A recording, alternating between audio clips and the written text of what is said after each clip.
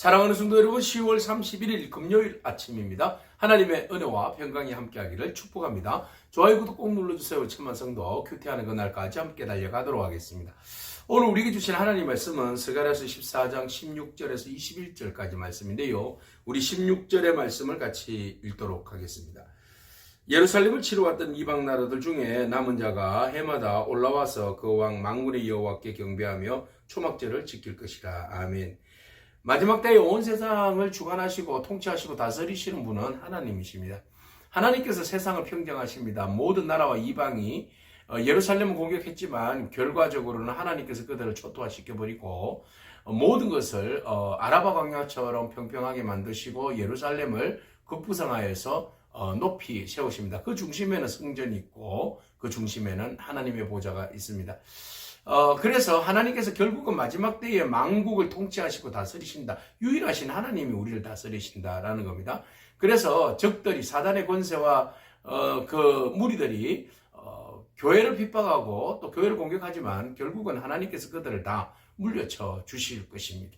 자, 오늘 본문에는 그럼에도 불구하고 이방 나라가 예루살렘을 치러 올라왔을 때에 그 남은 자들, 다 초토화되고 죽었으나 그리고 남은 자들은 뭡니까? 돌이키고 예수를 믿는 사람, 하나님 앞에 굴복당한 사람들, 이런 사람들이죠. 자, 그런 사람들이 이제 절기를 지키게 될 것이다 라고 예언하고 있습니다. 자, 마지막 때는 본 이스라엘 백성뿐만 아니라 이방들도, 이방 나라의 사람들도 결국은 하나님 앞에 두 손 두 발 들고 예배하는 예배자가 되게 된다는 것이죠. 그래서 이방 나라들 중에 남은 자가 해마다 이제 올라와서 그 왕 만군의 여호와께 경배하며 초막절을 지킬 것이라. 이제 왕이 바뀌었어요. 왕이 바뀌었어요. 그 왕은 누구입니까? 만군의 여호와입니다. 모든 왕 중에 왕이 되십니다. 왕 중에 왕 앞에 와서 경배하면서 초막절을 지켰다라는 거죠.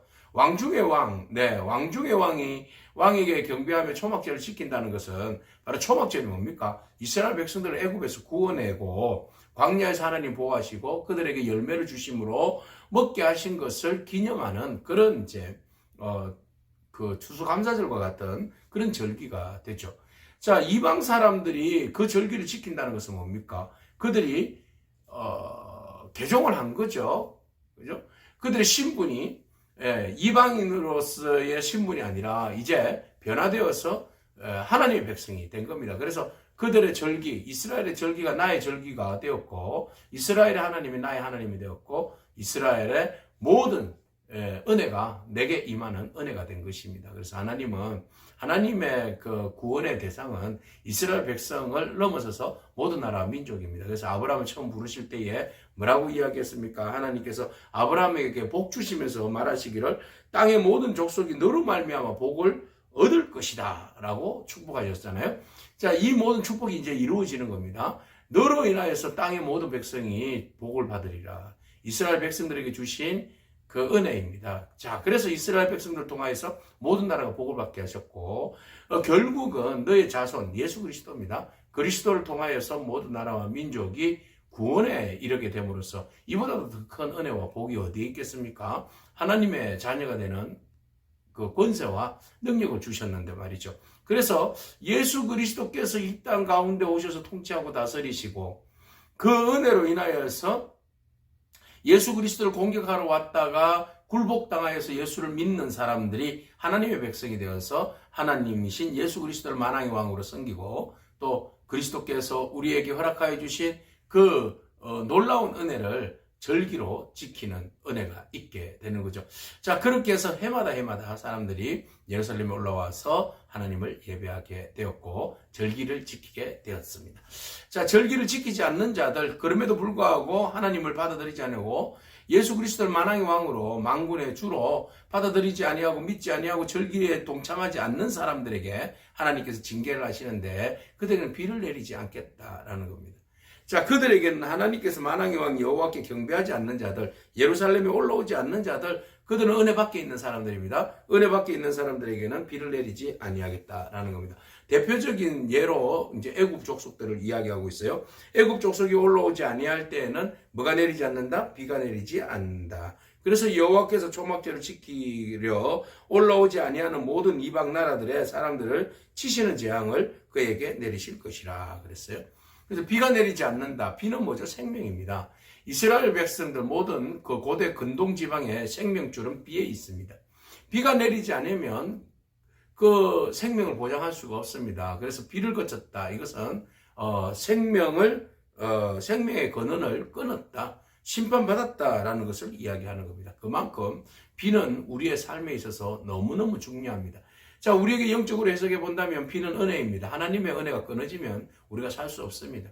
생명이 보존될 수가 없습니다.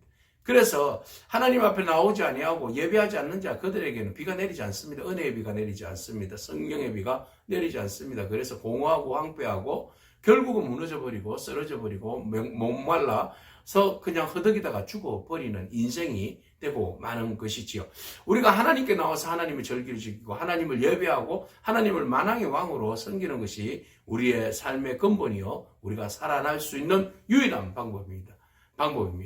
오직 또 우리가 예수 그리스도의 은혜를 힘입어서 믿음으로 주께 나올 때에 주께서 우리에게 성령을 부어주실 줄로 믿습니다. 성령의 비가 내리고 성령의 비로 인하여서 우리의 갈라져 있고 황폐한 땅이 다시 생동을 얻고 생명을 얻어서 자라는 그런 푸른 초장이 되는 쉴만한 물가가 만들어지고 그리고 나무가 자라는 그런 놀라운 은혜가 저와 여러분 가운데 임하기를 축복합니다. 그것이 바로 예수 그리스도를 믿을 때, 받아들일 때, 절기를 지킨다라는 것은 받아들인다는 것을 믿는다는 겁니다.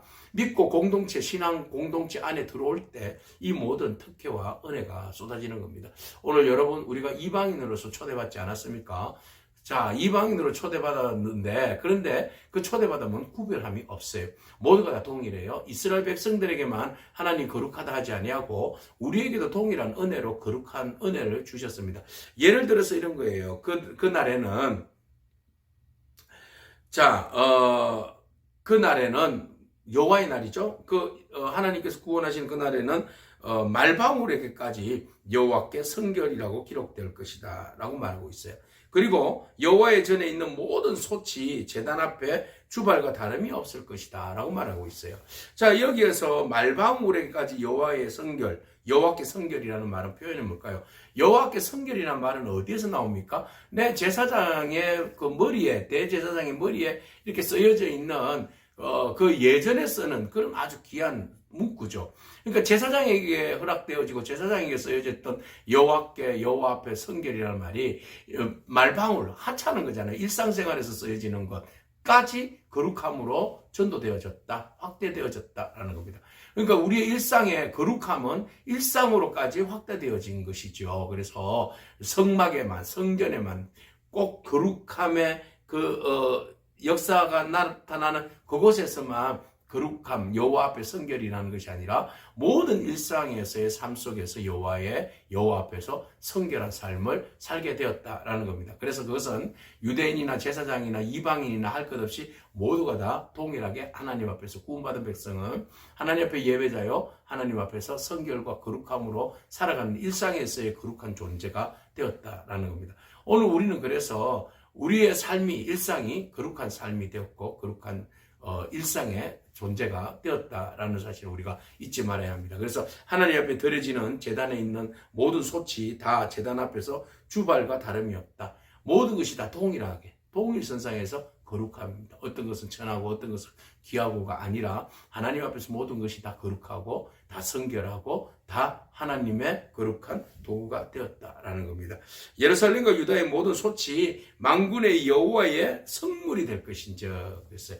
모든 예루살렘에 있는 솥이 이제 다 만군의 여호와 하나님의 성물이 되었다. 그래서 제사 드리는 자가 와서 이 솥을 가져다가 그것으로 고기를 삶으리라.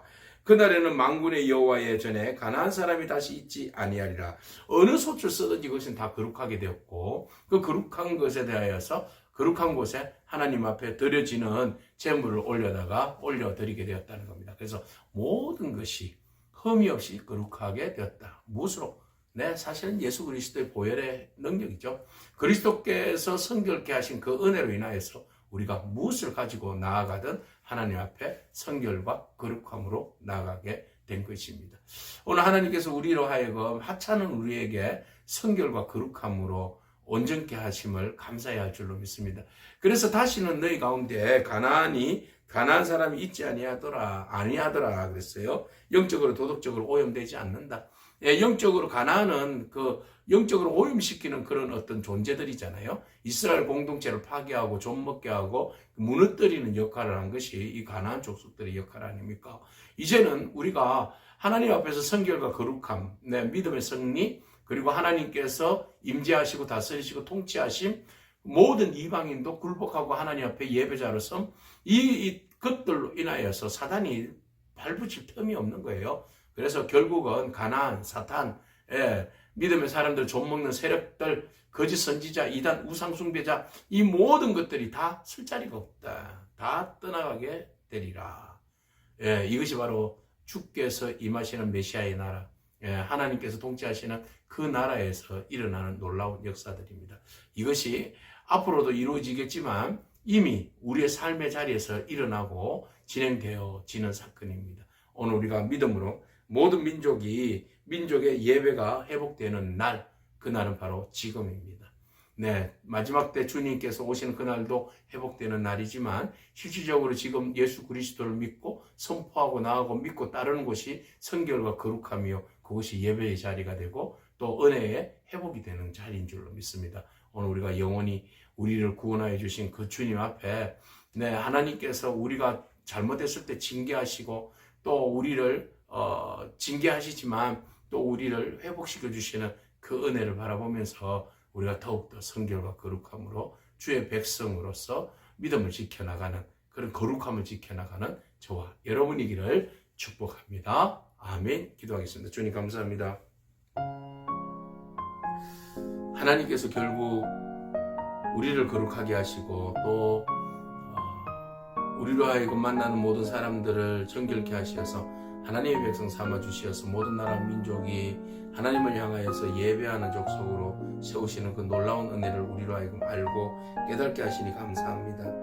하나님, 주께서 너희는 내게 대하여 제사장 나라가 되어서 거룩한 백성이 되리라 하신 말씀처럼 우리가 거룩한 제사장 나라가 되어서 모든 믿지 아니하는 이방 영혼들을 주께로 이끄는 자가 되게 하여 주시고, 우리를 공격하는 모든 어둠의 세력들에 대하여서 예수의 이름으로 선포하며 나아갈 때에 그들을 박멸시켜 주시고 우리로 하여금 더욱더 성결과 거룩함으로 만왕의 왕 되신 주님, 만주의 대신 우리 주님만을, 구원하신 우리의 주님만을 예배하며 찬미하며 그 뜻을 따라서 믿음으로 살아가는 저희 복된 인생 되게 하여 주시옵소서. 예수님에게 하신 이름으로 기도합니다. 아멘. 오늘도 믿음으로 승리하길 축복합니다. 아멘.